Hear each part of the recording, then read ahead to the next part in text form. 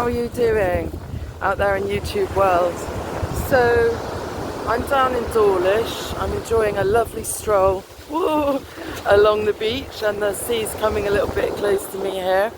Aurora's chilling out over there, just sort of chilling out on the beach. And what really struck me as I was just walking along this morning is just how it's the simple things in life that bring happiness. I know that lots of people, lots of wise people have said this time and time again. And it's just watching Aurora running, circling, enjoying herself on the beach. That brings me joy, that brings me happiness. She's just going absolutely mental. I'll just show you a little video of her.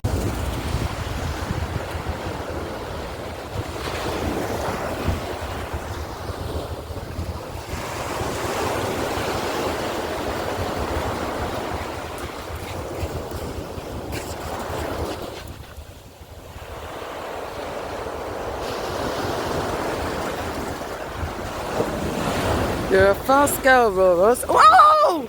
Oh no, you're snood. It's going with the tide. And I gotta say, I literally feel like a huge weight has been lifted from me because, you know, doing all this stuff against the World Heritage status, it wasn't always easy, and I just had to keep on plodding on and doing my thing.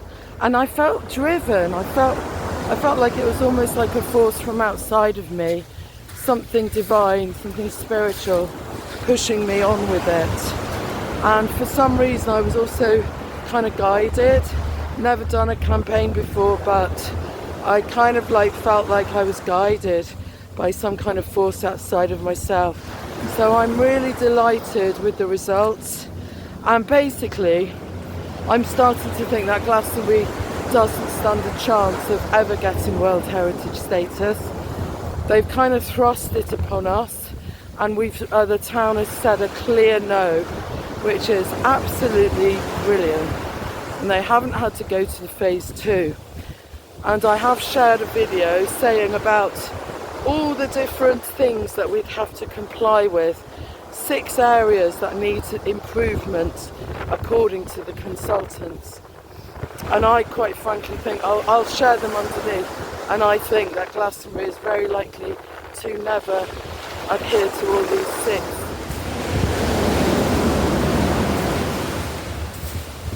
Whoa!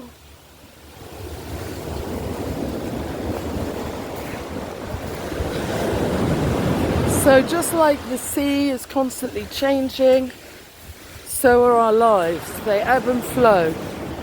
You know, we can go with that ebb and flow, or we can try to resist. But at the end of the day, our lives are just like the sea, constantly changing, constantly rearranging. The only thing in life that is sustainable is change. And I've learned some great lessons over the last year and a half. I've learnt resilience, that's for sure. When my Facebook was deplatformed, I carried on.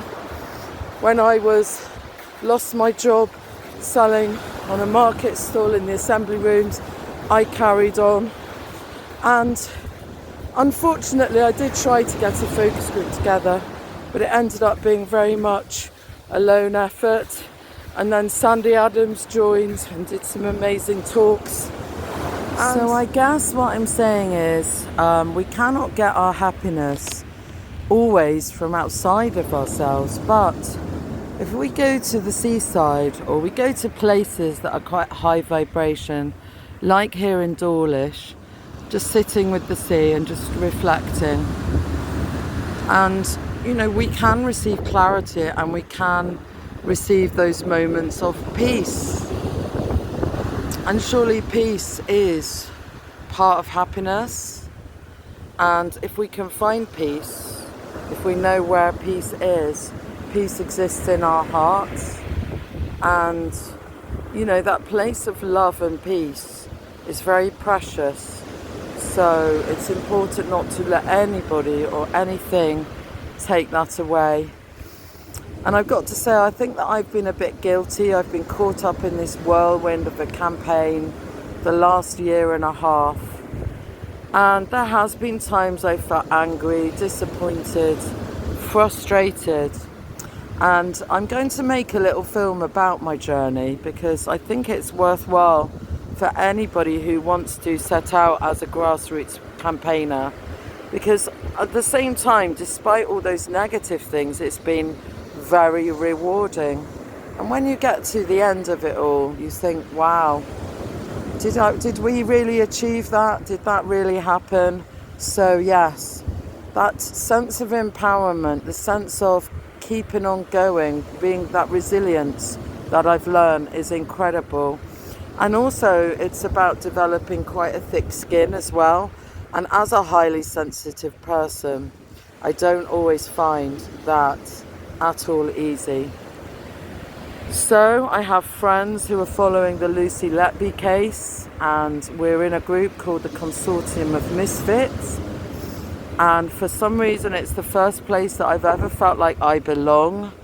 I haven't been invited into a political group that has just formed in my hometown, although I do believe I could have been an asset to it. But anyway, you know, there's no point in being upset or angry about that because I obviously have my own path. We've just set up this Avalon visual art collective, which is really exciting, isn't it, Rora? Now it's so good just to see Rora chilling because she's a bit of a hyper dog. So yes, you have to allow and trust life, really. That's my belief now. Allow and to trust. Loads and loads of love to you from Amanda Ambles here in Dawlish. Take care.